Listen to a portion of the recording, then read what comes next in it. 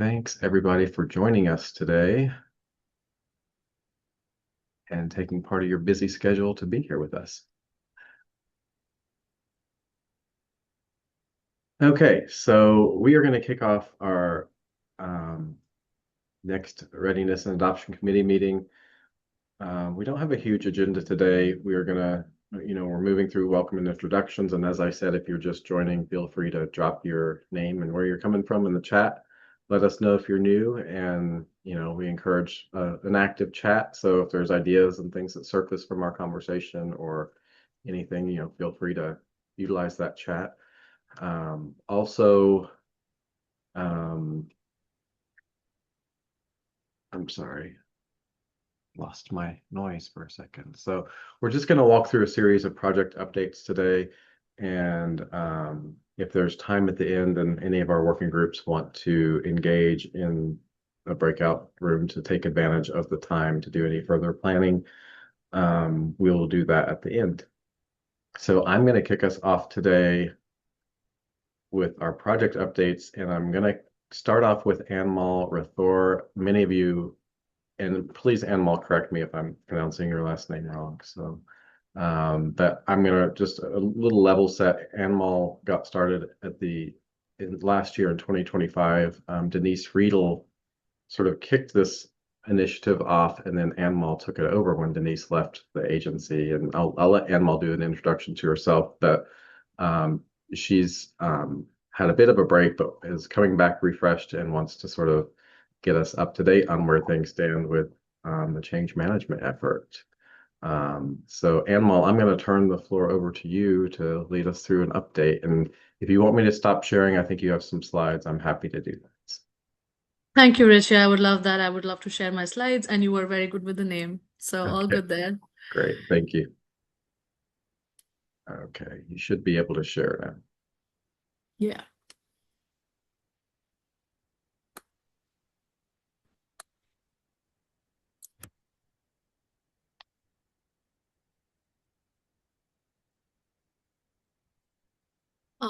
I hope people are able to see my slide. Yes, that looks great. Yeah. All right. Well, welcome everyone. I am Anmol. I work as Technology Equity Manager with the city of South Bend, Indiana. A couple months ago, we started this idea as a very quick idea to float around with the group, where we were thinking about how do we plan workforce management, given that there are ample of changes happening across the city, with the AI world and the tech world. So how do we look at this question more holistically?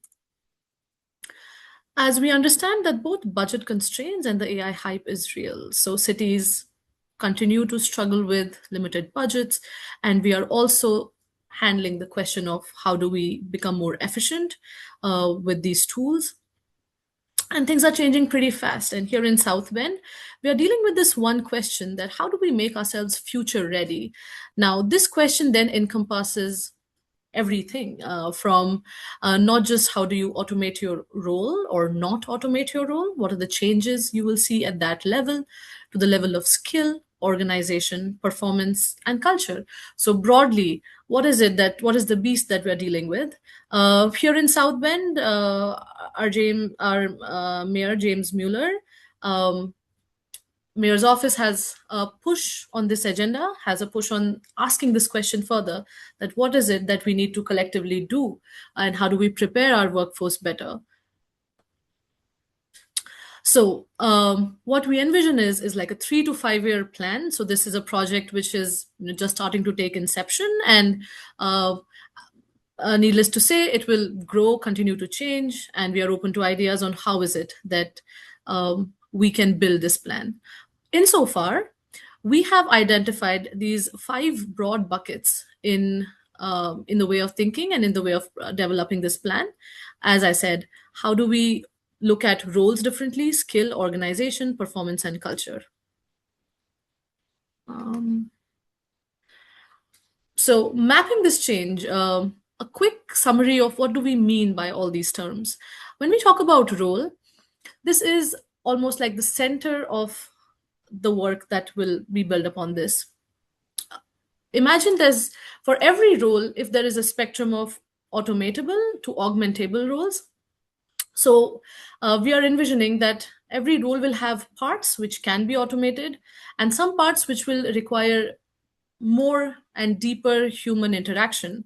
So one level of planning this change management would be to identifying roles and identifying roles in the categories of automatable and augmentable.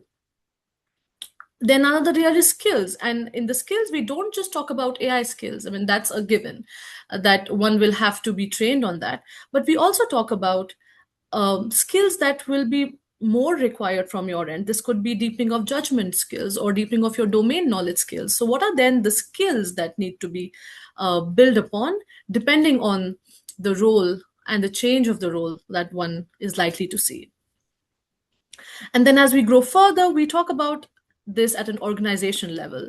One can understand that with reduced number of hours of potentially one kind of work, one will have to think about capacity redistribution, how workflows will be redesigned in an organization. And then very importantly, we are also thinking performance management. And I have written TBD there because this is a kind of a work I have gotten the least amount of literature on. So in some ways, this could be a frontier work where we are thinking about how do we manage and assess employees who so far have been assessed on traditional KPIs, like traditional outputs. But now, how do we manage when um, one is working with these with AI tools? So what sort of changes in the matrix of assessing their performance? And that is something which will, this is a question one as an organization one will have to deal with and think through. And finally, we talk about culture change and organization-wide changes, uh, and being a part of the tide rather than fighting it. So then, what does it look like to prepare an organization at an overall level, so that you are more equipped to deal with these changes rather than be on the end of receiving the changes? So, with that in mind, there is a very rough project plan, which I have mapped out in these three phases. Imagine this plan is a multi year, something that will keep on changing and evolving. But for a quick summary, the phase one looks like literally just listening and mapping with sitting with city departments, potentially department heads, also people working in the department, and then identifying, as I said, roles and what part of the roles need to be thought through, what can be automated, what cannot be, and sort of having that understanding department by department, role by role. With that, also getting into skills, skill gap analysis, what are the baseline current skills, and then how does one build on it, followed by organization mapping, culture. And very like a quick thing that we as a team were thinking about yesterday, that before one gets into any of this work, it's very important to also have an understanding of what our guiding principles and frameworks are, regarding the tools, regarding the workings in an organization. So thinking of something like a constitution and um, having those set of principles embedded in your organization, as we already have for, we have some mottos that departments follow or the city follows. So how do we do the same thing in a more detailed manner for the uptake of technology? So roughly, this is what the phase one would look like. Phase two and phase three, as of now, I have written it, but it will keep on developing, building. But what one could also think about and more practical approach would be to then actually start redesigning job descriptions and launching that in a pilot department, in the first department, or the first couple of uh, tests and pilots that one would do, launching upskilling curriculum depending on skill gap, depending on role augmentation, and then performance organization culture to follow. Phase three, scaling and sustaining. I mean, this is something maybe 2 years down the line, but then updating job descriptions citywide, potentially having a formalized uh, AI portfolio, maybe an AI office, also institutionalizing some of these performance management frameworks with HR's unions and having conversations around that. But well, that's way advanced in the future. But the idea is to really map out in detail how does this change management will operationalize and what does it look like at a granular level, including role, scale, organization, performance, and culture. So where are we now? And at least for South Bend, there was this one happy update that South Bend won Bloomberg's Mayor's Challenge. And the project, in a nutshell, is the city combining predictive AI modeling technique with the current 311 system that we have.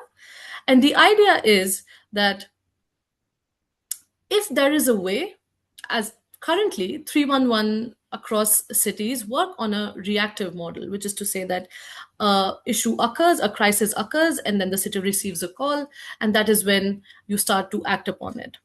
The idea here was to see if there is a way we can change this from a reactive approach to a proactive approach. And how we operationalized that was by using neighborhood level predictive modeling techniques. The University of Notre Dame and South Bend, we did this project, a pilot projects, just to see if we can predict certain outcomes and certain non-conducive outcomes for neighborhoods. And if there is a way that by the virtue of knowing those outcomes in advance, if the city could proactively reach households which are likely to get in distress. And we found out that around with 70 to 80% of accuracy, one could predict certain happenings of the future. And is there a way that we can then further train our 311 staff to do more humane work of actively outreaching these households, of potentially putting them on a better payment plan, or having other community organizations already reach these households before they're at the brink of distress. So this is a project then now which has won Bloomberg Mayor's Challenge, and with $1 million worth money dedicated to this project. This also then becomes one of our first projects where we start seeing change management operationalize, because we are also envisioning that some of the 311 staff might now need to upskill on certain skills that maybe traditionally is for social workers. And at the same time, we are also exploring voice AI solutions, because the nature of customer call center and customer service in general is that this is a role which is likely to be automatable. This is likely to be most affected and most vulnerable. So the idea is then that how do we automate some parts of the job, the questions which we get as 311 from the city residents, and that can be automated so that we free up space to do something which is more humane, which is more targeted, which is more really going out to the people and helping them at the time of distress and before that. As a city, I would be very happy to update this group on where this work goes. But with this, also very happy to see that the idea of change management plan, which has been in the budding for some time, will now start to kick off. So what now? As Rich said, that we did receive a lot of interest in this work. And after this meeting, sometime this week, I will be sharing a quick survey with the cities that have shown interest. I do have a list of people who showed interest in this work. So a quick survey just to assess where other people are, where the cities and counties are, what is the capacity for one to think about this work, do this work. And the more the merrier. We are looking to constantly learn and evolve and expand learning around this work.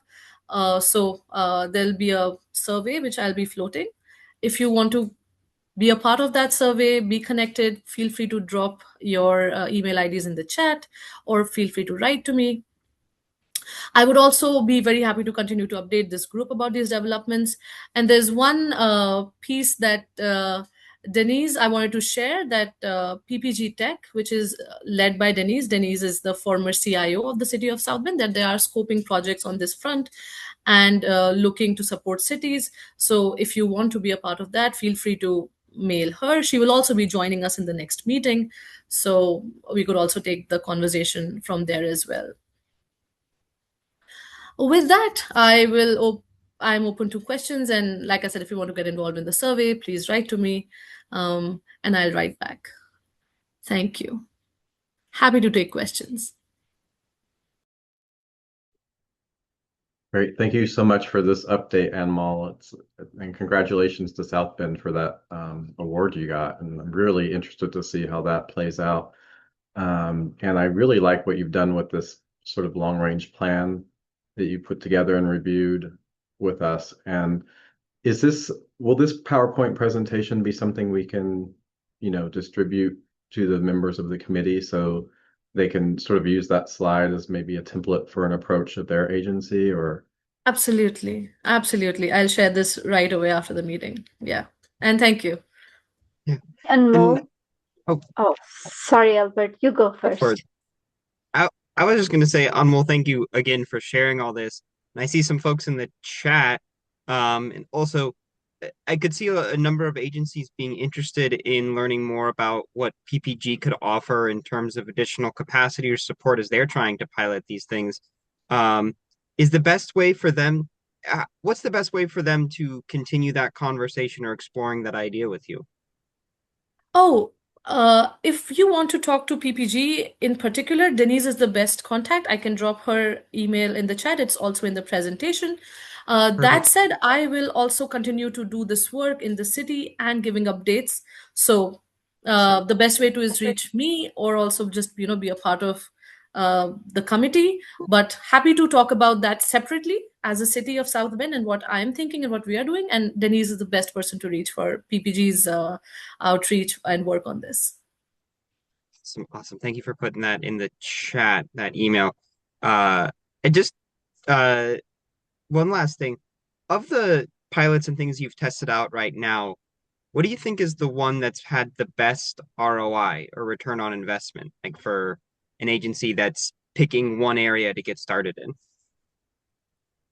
So in terms of pilot, I would say 311 is what we have really tested on, and we have built the predictive model on. The intention of picking up 311 was that this is the role of the call center, which is likely to be the most vulnerable to these changes. So I think that was the thinking behind really then getting deeper into the city's 311 staff and then building a project out of this. So I would say that.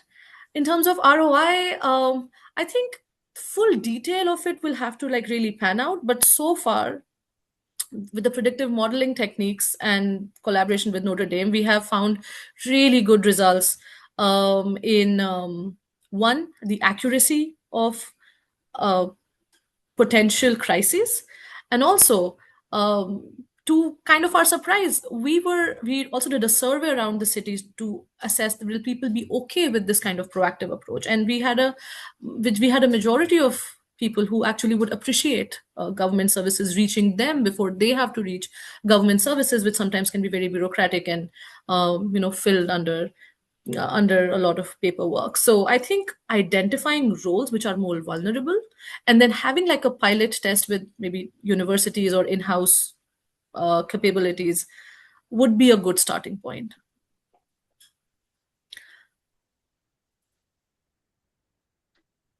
Sorry, does that help answer the question? Hi, Sahel. Good to see you. Hey, hi, Anmol. So nice to see you too. Thank you for this amazing work that you guys are doing, and I'm glad you could present here in our committee. I had a couple questions from your presentation. You said about some trainings that you were seeing. I mean, which is very logical. Like whoever would be interested, or skill map, see the gaps, and provide training. I was looking at from two perspectives. Since you guys have already done this, was there any part that required mandatory training versus you can Was it more on encouraging side that, okay, this is the new tool, the new technology that you need to learn, it'd be more advantageous and all that, or like you see in some basic forms you need to have the basic familiarity and stuff like that. So did you have any part of that? Because like I'm thinking about for city of Detroit and let's say for example transportation department, and if we have cameras or something where it is detected by AI, both inside the bus and outside the bus. Inside is to see the TEOs, meaning the drivers' behavior and conduct, and if they are violating any, like they're not supposed to eat while they are driving, stuff like that. So there's a basic level of not only awareness, how to operate the equipment or how not to do something that will disrupt the function. So there is mandatory part, and there is this like, hey, the same reports that you were running, you can use this tool and it'd be easier. So from that perspective, did you have to come across anything where it was mandatory? Yeah, so first thing, insofar, we have not retrained our 311 staff. Like this particular project and the grant for this project we won like a week ago. This is the plan, that how is it that we can then start implementing what we wrote in the project. So particularly, we haven't had any mandatory or skill gap training for the 311 staff, given the pilot. So far, the pilot was, very limited, in a limited way. And now that we have won the project, we will now start implementing these changes, and I'll be happy to talk about these changes with the group as those happen.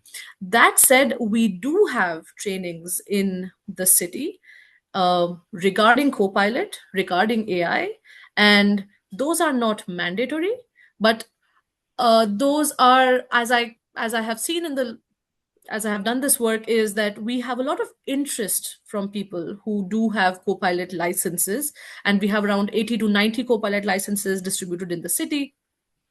And the trainings that we provide in the city here are tailored to particular departments. So if the training is for the legal department as opposed to the 311 department, they will be slightly different, but they are essentially to understand the tools that we use here at the city, which is Microsoft Copilot, and also if there are use cases which are specific to, say, fire or police department, that is what we also unravel in those trainings. And in the city of South Bend, we do have a South Bend Academy, which is a platform, like an educational platform, which is an internal city training platform. So that is what we use to do those trainings. So far, it has not been mandatory, but it looks like, and something we were, as recent as yesterday, we were discussing in one of our meetings, was that until so far it is choice based, and you come to these trainings if you want to, but it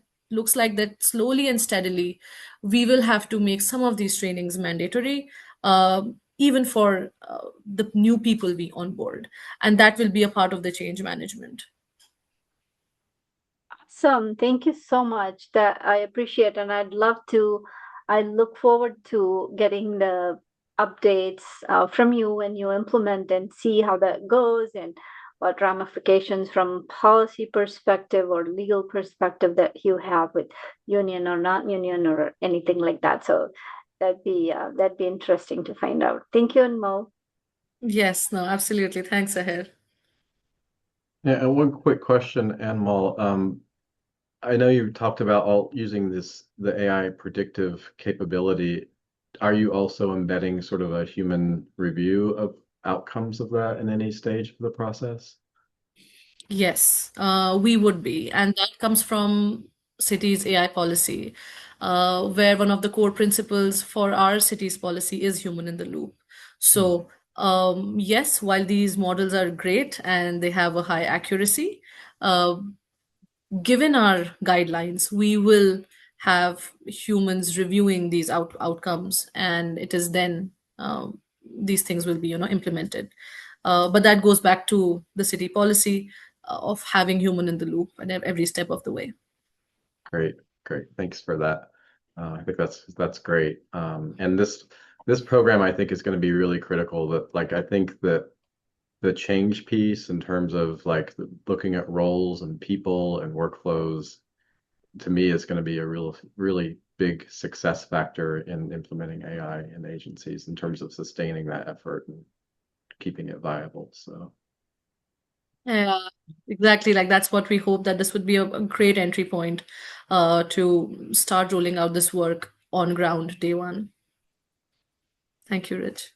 all right, thank you. And as we said, if anybody's interested in sort of thinking about this type of work and getting involved in the survey and any of the outputs of this working group that's emerging here, contact Anmol, and we'll put her email. She's going to put her email in the chat, and I'll Yeah. send it around in the post-meeting follow-ups. Thank you so much Yeah. for the update. Thank you, Rich. Thank you, everyone.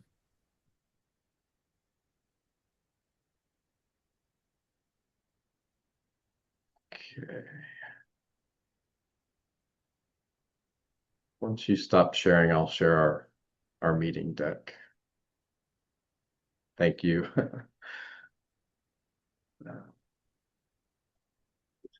Okay, next, quick update from Jim. Jim, you said you might have an update for us, and I'll give the floor to you if you did get that update. Thank you. Yeah, I did get a quick update from fire engineering training. A couple of things, Albert and Rich will recognize the name, but Star has moved on from fire engineering training, and Holly has taken over her responsibilities, which is good. We won't see anything change or anything different on our side, so it's still a good relationship. They're working on their marketing plan right now, so they actually haven't done any formal marketing, so our numbers are still really low as far as actual engagement. But the percentages are very high and the ratings for the classes are very high. So, 3.5 to 5 stars on the classes and a 60% completion rate, which what they say for online training is really good for their metrics. So still really happy about that. They're working on lesson 4 now. I'm finishing up lesson 5, which is on AI note takers, which led me to discover what may be a very narrow but unique scenario that could occur with an AI note taker.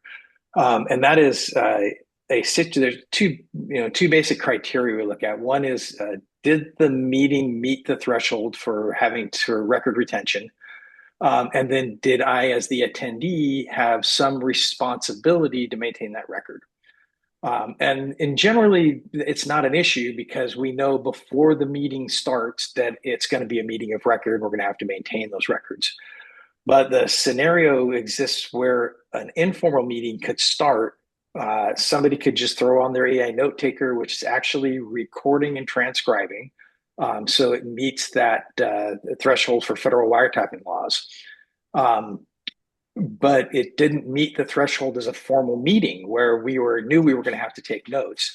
And something occurs during the meeting that transitions it into where now it meets that threshold. I, as say I'm a public representative and I'm attending the meeting, even though I didn't initiate the note taker and I don't control the note taker, if I have a responsibility to maintain those notes now, I may be responsible for that recording that somebody else actually did in the meeting. So again, a very narrow scenario, but just asking for kind of some second opinions on this because I can't find anything really definitive. But everything I can find is there's some people are saying, nope, I have no responsibility because I don't control the notes. And other folks are saying, well, yeah, as soon as you knew it crossed that threshold, you had a responsibility for those notes. And because it was recorded, which is different than handwriting notes, because it was recorded by the note taker, that kicks in that responsibility. So that's kind of the last question to get answered before I finish up lesson 5 and move forward with that and push it over. So any thoughts?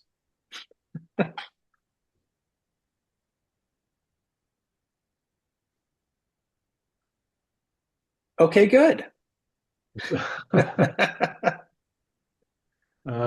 Yeah, I had a question about AI note takers and the stuff you're talking about. I know it's creating a system of record, but is there anything that people do about errors in the transcription? Like, or do we just Well, accept that the transcription might not be completely accurate for as a system of record? one of the positions that is defendable, provided you have really good policies in your organization, so you have a deletion policy. So even though the record has created the transcript, that it's considered a draft until it's reviewed by a human and formalized. So you can take meeting notes, they take the summary from the AI, Yeah. review those notes, formalize those notes in summary, and delete the actual recording of the transcription, as long as your policy allows it. And then there are some exceptions to that also. So it's not, I mean, I'm thinking about kicking out all the AI note takers out of my monthly meeting and just saying, hey, what, I have the official record. I'll email it to you and we're done, but I'm not allowing any other note takers in the meeting. There's some issues with some of the platforms in the free versions that can create some problems. So that's kind of where I'm at. Albert? Yeah, Jim, I'll just build on to that because I think having a session on the AI note takers, huge. For us, where some of the complication arises is when Zoom or these other AI note takers automatically send an email of the notes as well.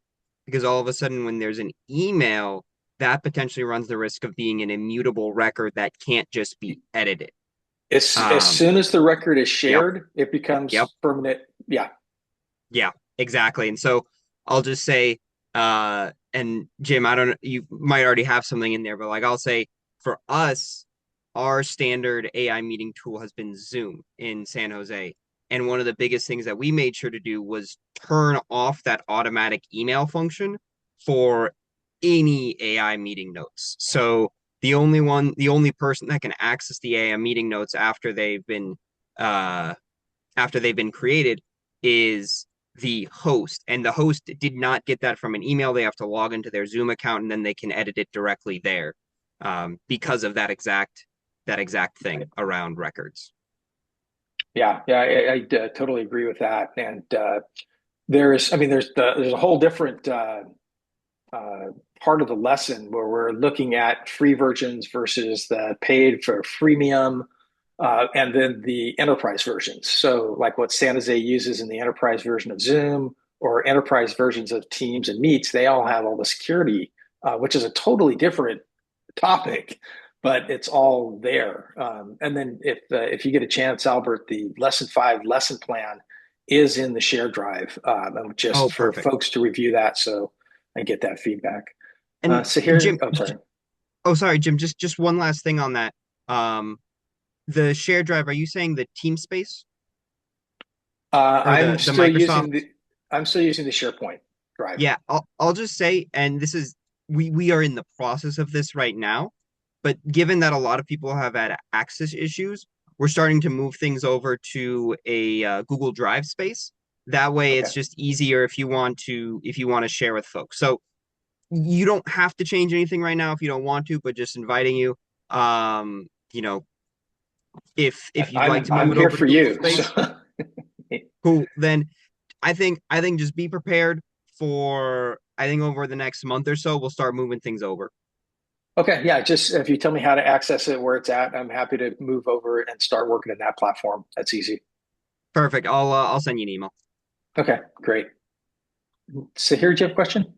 Yeah. Hey, Jim, thank you for wonderful lessons. I have to still catch up on the last few, but it's on your note taking. I know I see that it's a popular one there.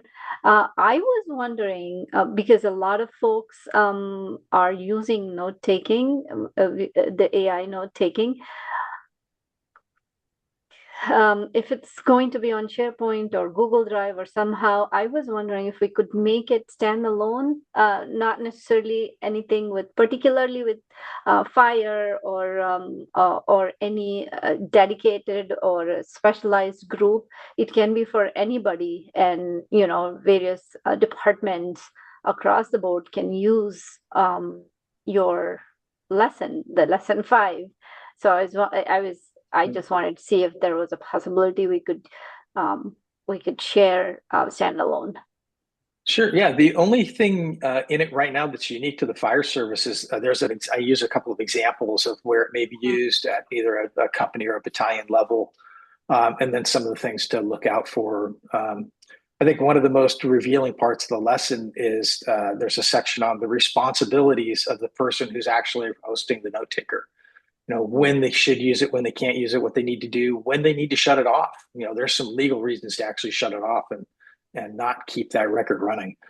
So yeah, I'm happy to do that and happy to work with anybody who wants to look at how we want to do that, how we want to host it. I could go back to the old method of just creating a YouTube video for that. That wouldn't be too much work for me. Okay. All right. Yeah, something to think about. Thank you so much, though. Appreciate it. Welcome. Thanks everyone for your feedback. Appreciate it. All right. Thank you, Jim. And great job on those fire engineering training numbers for sure. It's great to hear. Okay.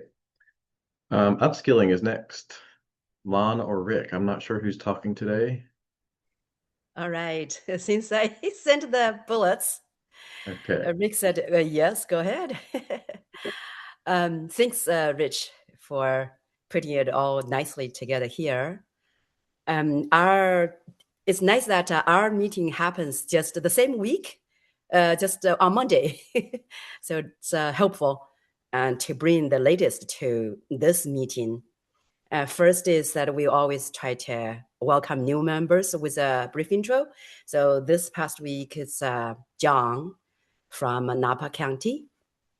And our project status, okay, I see. So most of them are on track with one completion of a playbook, which was, if you attended the GovAI Coalition wide meeting, you heard Albert giving a shout out to people like Marty and the team for launching it. It's just a great first step and inspiring for the rest of the playbooks, which are slated to come out every month from this point on. And also the team has started to discuss about ways to encourage and inspire adoption, because nowadays with so much content, if there's a gold mine there and people don't know about, it doesn't help. So Jim, now we're probably catching up to you with the great content that you just shared. So together, maybe we can discuss about ways to encourage adoption, as well as having a way to track such adoption, right? So that we know. So we'd love to hear back from you, Jim, on that too. Moving on to the second initiative is certification. On track for end of year pilot, but probably need to pick up pace as soon as we hear back about a grant proposal, so that we gain more clarity as to how to go about the next step. And the third one, collaborative program. We made a pretty encouraging progress on this with a platform agnostic solution being behind us, which is called Scout OS. And with it, we are able to launch the GovAI AMA, Ask Me Anything, the minimum viable product. So it's encouraging, and the next step is coming on as to what we can do to bring this to more people, so that people like Sahar, who has offered her time to help everybody along in this gold mine of knowledge base in GovAI Coalition. So the tool should be helpful to people like Sahar. And we are also being ambitious with the first AMA tool. The second one is also getting on board to help with ideation. For example, what Amol just shared, the project phases, etc. So ultimately, with training comes the next about adopting the skills people have learned. So that's what this is about, ideation. So anyone can go into it and say, hey, I don't even know, I've got training. What do I do now? Are there any AI opportunities for me? I don't know. So this ideation app can then you just chat with it, and it can leverage all the use cases to give you some ideas. And the next component of this collaborative program is internship program. So also we can provide trained interns to work with local governments. And so on this, we are working on getting some paid help for Jeffco. And also City of San Jose Works program. It's a long-term partner of ours. They're going to provide paid interns to work with us. So we can also match them with other local governments to work on their AI needs. And we do have one project that is under risk mitigation for funded project. We are looking for a fiscal agent to submit a grant proposal together into BACCC, community colleges in Bay Area.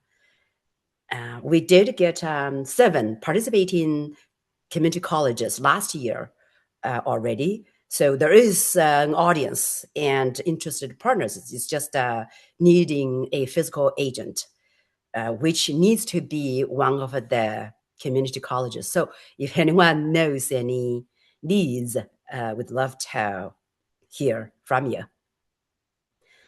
And about the fourth initiative, performance metrics. So Stephen and Jeffco seem to have gathered a lot of experience.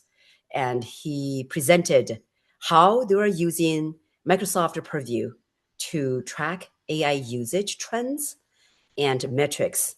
And based on his sharing, one can also find out which tools are more popular and which tools give a better ROI, that kind of thing. And so that can also guide the leader's next round decision. So his templates, we as a working group can also leverage and then package together along with experiences, best practices from other sources. So in the end, we hope to also be able to publish this. And that's our updates.